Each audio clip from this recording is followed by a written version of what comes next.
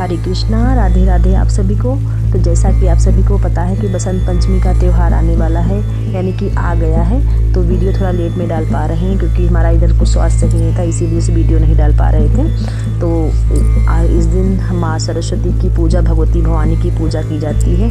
तो माघ मास में पड़ने वाली शुक्ल पक्ष में पड़ने वाली पंचमी तिथि को बसंत पंचमी के नाम से जानते हैं। तो इस दिन माँ सरस्वती की पूजा की जाती है। वैसे तो हम जैसे घर में रोज़ाना पूजा सभी देवी देवताओं का, सभी अपने भगवान का, इष्ट का पूजन करते हैं, तो उनका भी आपको उस दिन पूजन ज़रूर करना है। और स्पेशल पूजा माँ सरस्वती की इस दिन ज़रूर की जाती है क्योंकि माँ विद्या और बुद्धि विवेक की रक्षा करती हैं। तो इसलिए माँ सरस्वती भवानी की पूजा इस दिन ज़रूर की जाती है। तो देखो, बृहस्पति दिन था तो आज हमारे घर में वही भगवान विष्णु की पूजा वही सुबह हो रही थी, तो हमने भी की थी और बच्चों ने भी की थी। तो इस वजह से वही पूजा का वीडियो दिखा रहे थे आपको। तो सुबह पूजा करने के बाद में, उसके बाद में हमने अलग से वीडियो बनाया था। तो वही सुबह की बृहस्पति देव की पूजा करने के बाद में तो और यज्ञारी ज़रूर करते हैं। जब कोई हमारे घर में जैसे कोई तीज त्यौहार जब होता है या कोई व्रत हो, तो उस दिन हम छोटा सा यज्ञारी ज़रूर करते हैं, और करना भी चाहिए क्योंकि घर में हमारे किसी न किसी प्रकार की जो नकारात्मक ऊर्जा होती है तो उससे हमारा जो है वो दूर हो जाती है जब हम हवन और यज्ञारी करते हैं। और देवी देवताओं का जो अग्नि से ही भगवान का भोग लगता है, तो इस वजह से यज्ञारी ज़रूर करते रहना चाहिए अपने घर में। तो इससे ये होता है हमारे घर में सकारात्मक ऊर्जा का वास होता है, तो घर का जो माहौल होता है अच्छा और बना रहता है। तो इस हवन ज़रूर करना चाहिए। तो देखो कैसे क्या पूजा, सुबह भगवान विष्णु की पूजा की थी, इस वजह से जहाँ चौकी मैंने लगाई थी। तो पूजा पाठ जब करो तो चौकी अच्छी रहती है, जब चौकी लगा लो तो अच्छे से पूजा करते बन जाता है। क्योंकि जब हमारा पूजा में मन अच्छे से लगेगा, हमारा मन शांत होगा और हमारी इंद्रियाँ जो होती हैं उनको जब सुकून और शांति मिलती है तो पूजा करने में अपने आप ही आनंद आ जाता है। तो इसलिए चौकी लगा के पूजा करना बहुत ही अच्छा रहता है। वैसे तो मंदिर में करते ही हैं, लेकिन चौकी लगा के पूजा बहुत सही रहता है करना। तो इस बार बसंत पंचमी तिथि जो है 23 जनवरी दिन शुक्रवार को, यानी कि जो है हमारा वीडियो लेट में थोड़ा पड़ रहा है, तो दिन शुक्रवार को मनाई जाएगी। जो कि पूजा का समय रहेगा सुबह 7:13 से लेकर के दोपहर के 12:33 तक रहेगा। 23 जनवरी को दिन शुक्रवार को मनाया जाएगा बसंत पंचमी का पावन पर्व, जो कि हमारे हिंदू धर्म में बड़ी श्रद्धा और भक्ति भाव से मनाया जाता है। तो इस दिन जो है हम लोग बड़े लोग तो पूजा करते हैं, साथ में अपने बच्चों को ज़रूर बिठाना चाहिए क्योंकि माँ सरस्वती विद्या और बुद्धि विवेक की जो है प्रदायिनी माता है। तो इस वजह से हमारा तो अपने बच्चों को जब हम माँ की पूजा सेवा करवाएंगे तो उनका भविष्य जो है विवेक और उज्जवल बना रहेगा, माता की कृपा बनी रहेगी। तो देखो, बुद्धि और विवेक से भी बढ़ के हमारी वाणी होती है। वाणी से ही हम किसी के प्रिय भी बन सकते हैं, वाणी से हम किसी से दूर भी हो सकते हैं। तो इसीलिए अपने बच्चों को माता के आशीर्वाद ज़रूर दिलाना चाहिए क्योंकि हमारे बच्चे जो हैं समाज में उठने बैठने के लायक बन जाएं, उनका चरित्र अच्छी शिक्षा से भी ज़्यादा उनका चरित्र उज्जवल बना रहे। तो देखो कैसे क्या पूजा करनी है। तो देखो, आपके घर में अगर माता सरस्वती की प्रतिमा अगर विग्रह में धातु की हो तो आप उनको अच्छे से चौकी पे विराजमान कर लें। आपको चौकी ज़रूर लगा लेना है। तो यहाँ पे देखो, माँ सरस्वती और माँ शारदा की मैंने प्रतिमा विराजमान कर ली क्योंकि हम लोग इनको, माँ शारदा को हम कई सालों से हम इनकी पूजा अच्छे से कर रहे हैं। समझ लो तो एक हिसाब से कुल देवी के रूप में हम लोग इनको मानते हैं। तो इनकी भी पूजा, ये शारदा माँ जो है माँ सरस्वती का ही रूप है, तो इनकी भी पूजा आप कर सकते हैं। तो यहाँ पे देखो, मैंने पीला चौकी लगा करके पीला आसन लगा लिया है। तो देखो सबसे पहले क्या मैंने थाली लगा ली है। देखो यहाँ पे मैंने जल ले लिया है, गंगा जल ले लिया है। तो ये जो पूजा में सामग्री लगेगी, अक्षत ले लिया है, ठीक है।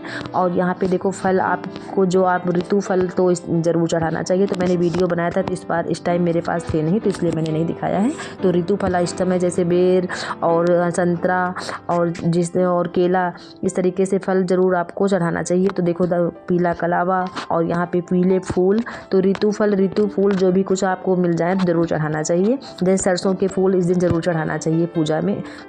और भोग में आपको पीला भोग ज़रूर रखना है, जैसे गुड़ हो गया, पीली चना की दाल भी हो गई, और जैसे आप लड्डू मंगा करके मार्केट से उसका भी भोग लगा सकते हैं। और पीला वस्त्र, तो पीला वस्त्र माता को ज़रूर आपको चढ़ाना है। जो भी आपके घर में लड्डू गोपाल हैं उनको भी आप, अपने जो देवी देवताओं का आप पूजन करते हैं उनको भी आपको पीला वस्त्र ज़रूर चढ़ाना है। अगर पीला वस्त्र हो तो ठीक है, नहीं तो आप कलावा भी चढ़ा सकते हैं। तो इसमें भी कलावा रूपी वस्त्र भी आप चढ़ा सकते हैं। और माता की देखो आपको प्रतिमा विराजमान कर लेनी है। तो यहाँ पे देखो मेरे पास प्रतिमा थी, तो मैंने प्रतिमा विराजमान कर लिया है, उनको आसन पे विराजमान कर दिया है। तो ऐसे आपको पूजा करनी है, जो जो मैंने सामग्री आपको बताई है। और आपको पूजा में गुलाल ज़रूर रख लेना है, क्योंकि आज से ही बसंत पंचमी के दिन से ही होली का भी शुरुआत हो जाता है, क्योंकि इसी दिन होलिका भी बना करके लगा दी जाती हैं, तो इसलिए होली की शुरुआत हो जाती है। तो गुलाल अपने इष्ट और अपने आराध्य को इस दिन ज़रूर आपको लगाना चाहिए, और मंदिर ज़रूर जाना चाहिए इस दिन आपको, क्योंकि मंदिर में सभी देवी देवताओं का आपको एक साथ में आशीर्वाद ज़रूर मिलता है, इसलिए मंदिर ज़रूर जाना चाहिए। और देखो सबसे पहले क्या कर रहे हैं, और आपको पूरा श्रृंगार अच्छे से नहा धो करके आपको पूरा श्रृंगार साज महावर ज़रूर लगा लेना चाहिए, क्योंकि कोई भी त्यौहार होता है जब पूजा करते हैं तो हम माता की कृपा है, हम सुहागन हैं, तो ज़रूर हमें श्रृंगार करके, क्योंकि जैसा रूप हम चाहते हैं वैसे ही रूप में हमें माँ के सामने जाना चाहिए, जिससे हमारे ऊपर माँ की कृपा बनी रहे। तो इस वजह से पूरा साज श्रृंगार करके माँ के पूजा में हमें बैठना है, और पीला वस्त्र खुद भी पहनना है, भगवान को भी पीला वस्त्र पहनाना है। तो देखो सबसे पहले यहाँ पे दीप प्रज्वलित कर रहे हैं। तो दीप प्रज्वलित इसलिए सबसे पहले करते हैं क्योंकि भगवान अग्निदेव हमारी पूजा के साक्षी होते हैं, इसलिए सबसे पहले धूप दीप हमें जला करके रख लेना है। तो एक प्लेट में थोड़े अक्षत और पुष्प लगा करके माँ के दाहिने तरफ हमें लगा करके जला करके रख देना है। तो इसलिए हमारा बायां हाथ हो और माँ की तरफ दाहिना हो, इस तरीके से आपको दीप जला करके रख देना है। ठीक, हमने दीप जला करके रख दिया है और अच्छे से आसन लगा दिया है माँ का। अब उसके बाद में देखो हम ले रहे हैं अक्षत यहाँ पर।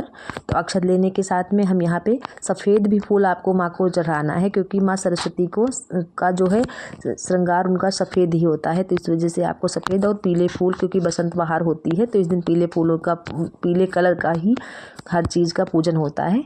तो माँ को आवाहन करते हुए इस तरीके से कोई मंत्र आप माँ सरस्वती को ओम भगवती सरस्वती नमः, इस तरीके से माँ ओम भगवती सरस्वती नमः, या देवी सर्वभूतेषु विद्या रूपेण संस्था नमस्तस्यै नमस्तस्यै नमस्तस्यै नमो नमः, इस तरीके माँ को आवाहन करके माँ को प्रणाम करेंगे और उनके चरणों में अक्षत पुष्प समर्पण करेंगे। साथ में घंटी भी बजा दे रहे हैं।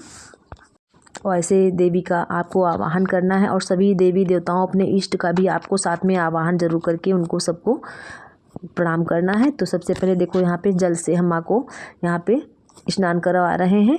तो आपके पास अगर माँ सरस्वती की मूर्ति हो तो मूर्ति को एक आप थाली में विराजमान करके उनको आप अच्छे से जल से और दूध से शहद से पंचामृत स्नान करके तब आप उनको अच्छे से इस तरीके से पूजन कर लें। अगर नहीं आप प्रतिमा विराजमान करके पूजन कर रहे हैं तो जैसे मैं कर रही हूँ इस तरीके से आप जल से, और उसके बाद में यहाँ पे देखो गंगा जल से यहाँ पे माँ को अर्पण कराएंगे और उनको स्नान करवा रहे हैं। तो इस तरीके से आप करवा सकते हैं। ओम भगवती सरस्वती नमः, ओम भगवती सरस्वती नमः, ओम शारदे नमः, इस तरीके से माँ का पूजन कर लेंगे। तो स्नान अब हो गया। उसके बाद में देखो अब हम करेंगे यहाँ पर माँ को पहले नंबर में हम यहाँ पे चढ़ाएंगे वस्त्र। तो वस्त्र में आप कलावा भी चढ़ा सकते हैं अगर ना हो तो, और नहीं तो आप पीला वस्त्र आप ज़रूर अर्पण करा सकते हैं। तो अगर हमारे पास वस्त्र है तो हम वस्त्र ज़रूर चढ़ाएंगे पीला। तो यहाँ पे देखो पीली चुनरी हम माँ को अर्पण करा दे रहे हैं। ओम भगवती सरस्वती नमः, ओम भगवती सरस्वती नमः। तो इस तरीके से माँ को हम चुनरी उड़ा दिए हैं, और उसके बाद में तो माँ को हमने चुनरी उड़ा दिया है ऐसे और इस तरीके से। तो अगर सरसों के फूल आपको ज़रूर इस दिन चढ़ाना चाहिए, अगर मिल जाए तो अच्छी बात है, ना मिले तो आपके पास जो भी फूल इत्यादि हों वो आप चढ़ा सकते हैं। तो ऐसे आपको पूजा करनी है। और उसके बाद में साथ में हम गौरी गणेश का भी पूजन करेंगे, क्योंकि कोई भी पूजा हमारे गौरी गणेश के पूजा के बगैर अधूरी होती है। तो साथ में गौरी गणेश का भी पूजन कर लेंगे। तो सबसे पहले यहाँ पे जल से भगवान को स्नान कराएंगे। श्री मंगलम भगवान विष्णु, मंगलम गरुड़ध्वजा, मंगलम पुंडरीकाक्षाय, मंगलाय तनोहरि। तो इस तरीके से भगवान गणेश का पूजन करेंगे। या देवी सर्वभूतेषु माता रूपेण संस्था नमस्तस्यै नमस्तस्यै नमस्तस्यै नमो नमः। तो हाथ में अक्षत पुष्प लेकर के माँ गौरी गणेश को प्रणाम करके और साथ में उनके चरणों में अक्षत को हम समर्पण कर देंगे फूल को। और साथ में यहाँ पे देखो गौरी गणेश भगवान को हम कलावा रूपी वस्त्र अर्पण करा देंगे। तो हमारे यहाँ देखो जनेऊ पहले से चढ़ा हुआ था, लेकिन उसके बावजूद भी हम साथ में यहाँ पे कलावा ज़रूर चढ़ाए दे रहे हैं। और गणेश जी को चढ़ाने के बाद में फिर अब हम तो वस्त्र अब सबका श्रृंगार कर दिया वस्त्र से। अब उसके बाद में हम चढ़ाएंगे फूल। तो फूल भगवान गणेश को भी चढ़ाएंगे, साथ में माँ सरस्वती को भी चढ़ाएंगे। या देवी सर्वभूतेषु विद्यारूपेण संस्थिता नमस्तस्यै नमस्तस्यै नमस्तस्यै नमो नमः। तो माँ को हमने फूल चढ़ा दिया है। और अगर आपको माला मिल जाए तो सबसे अच्छी बात है, सोने पे सुहागा वाला हाल होता है, क्योंकि जब पूजा में हम जब अच्छे विधि से पूरी श्रद्धा भाव से जब कोई पूजा करते हैं तो हमें उतना ही आनंद मिलता है जितना हम अपने मन को प्रभु के समर्पण में हम अच्छे से करते हैं। तो पूरी पूजा का भी फल भी हमें वैसे ही मिलता है। तो माला मिल जाए तो अच्छी बात है, नहीं तो फूलों से भी आप चढ़ा करके आप पूजा कर सकते हैं। तो यहाँ पे मैंने फूल चढ़ा दिए हैं। एक फूल माँ के ऊपर भी हम यहाँ पे रख के दे रहे हैं। और फूल चढ़ाने के बाद में फिर हम माँ को इत्र लगाएंगे, क्योंकि हम भगवान को इत्र लगाएंगे तो बस जैसे भगवान को हम सुगंध धूप दीप से माँ को प्रसन्न करेंगे, उसी तरीके से हमारा जीवन भी खुशनुमा सुगंधमय बना रहेगा। तो इस तरीके से इत्र सेवा जरूर करनी चाहिए पूजा में ज़रूर। और वैसे भी ठाकुर जी की सेवा जब हम करते हैं तो हम तो रोज़ाना लगाते हैं, और जो बड़ी बड़ी पूजा होती हैं तो उस दिन हमें जिनकी पूजा करें तो उनमें इत्र हमें ज़रूर लगाना चाहिए।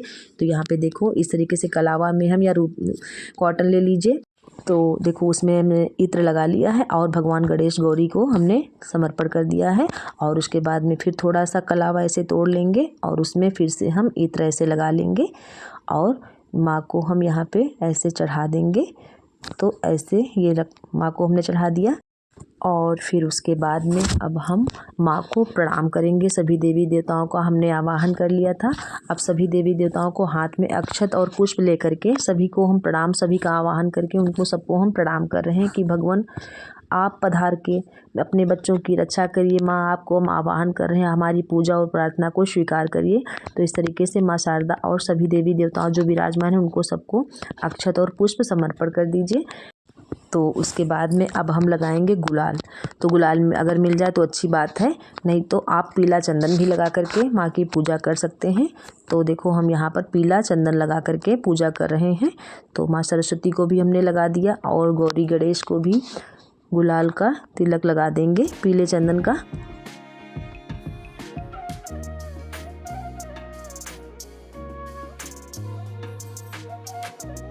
और देखो पूजा करने के बाद में आपको अपने घर में खिचड़ी का ज़रूर भोग लगाना है, खिचड़ी बनाना है, उसमें हल्दी ज़रूर डाल लेना है, क्योंकि खाने में आपको हल्दी इस दिन ज़रूर अपने गैस पे खाना चूल्हा पे जब आप बनाए तो हल्दी ज़रूर उसका भोग बना करके आपको भगवान का भोग लगाना है। और खिचड़ी का जो है इस दिन ज़रूर दान भी करना चाहिए और खिचड़ी का भोग भी लगाना चाहिए। और मतलब पीला भोजन आपको बना करके भगवान का भोग लगाना है।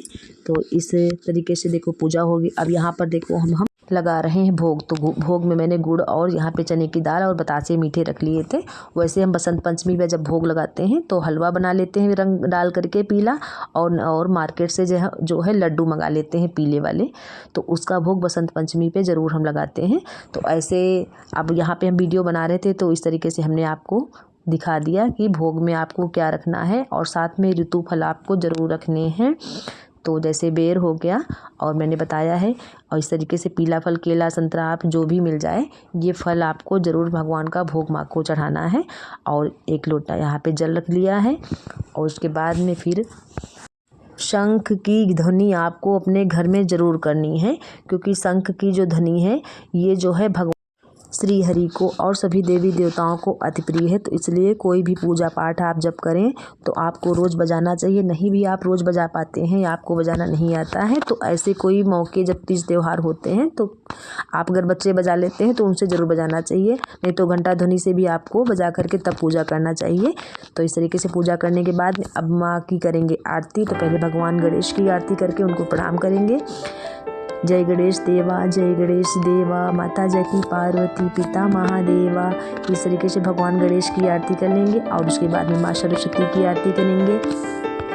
तो माँ सरस्वती की आपको आरती आती है तो आप वो गा लेना, नहीं तो आप जैसे कह लें या देवी सर्वभूतेषु माता रूपेण संस्था नमस्तस्यै नमस्तस्यै नमस्तस्यै नमो नमः। या देवी सर्वभूतेषु विद्यारूपेण संस्थिता नमस्तस्यै नमस्तस्यै नमस्तस्यै नमो नमः। तो इस तरीके से माँ को आपको आरती कर लेनी है। उसके बाद जल से आचमन करके भगवान को आरती देना है और उसके बाद खुद भी आपको आरती लेना है।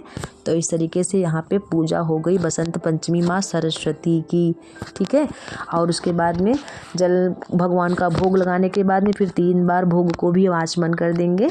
तो ऐसे भोग लगा दिया आपने और उसके बाद में अब हम जो आपने दक्षिणा आपने जो पूजा में रखी अपने श्रद्धा और भाव से वो दक्षिणा आपको समर्पण कर देना है माँ को। तो आज हाथों में अक्षत और पुष्प लेकर के भगवती का ध्यान करना है कि माँ आप हम सब की बुद्धि और विवेक की रक्षा करना।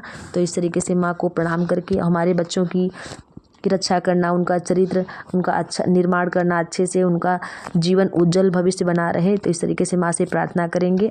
प्रार्थना करने के बाद में और अपने बच्चों की जो पुस्तकें हों वो आपको माँ के चरणों में ज़रूर रखना है क्योंकि माँ से आपको प्रार्थना करनी कि माँ हमारे बच्चों की बुद्धि विवेक की रक्षा करना, उनको आशीर्वाद देना है।